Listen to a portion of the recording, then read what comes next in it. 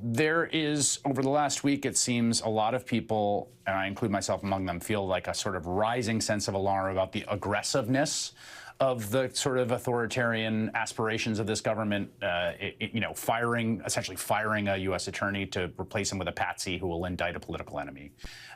The continued threat of using the military on American citizens. Do you feel the same way over this last week or two? I think there's two things that are happening at once, and this is something that's very important for people to understand. One, there absolutely is an unprecedented abuse of power, destruction of norms, erosion of our government and our democracy in order to prop up an authoritarian style of governance. That is happening. However, they are weaker than they look.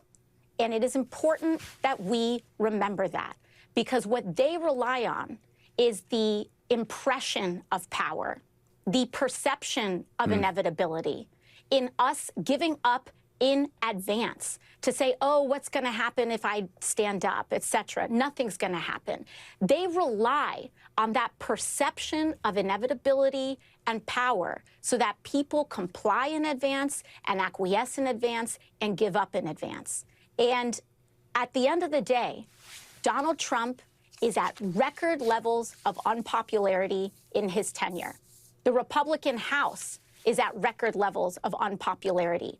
They are underwater across the board, and they know it. And that is causing them to double down in public, but it is backfiring. That is why, whether it's a shutdown, whether it's all of this, they want us to blink first.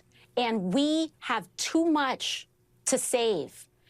Protecting people is too important a task for us to give up before anything even starts. And so we have to understand that standing up matters, that our voice matters, to not give in to the cynicism, because that is what they rely on in order to perpetuate this idea that they are that they have total immunity from consequence. They will experience the consequences of this, but we have to be the consequence, which is why we have to stand tall right now alongside everyday Americans who want us to be standing up right now as well.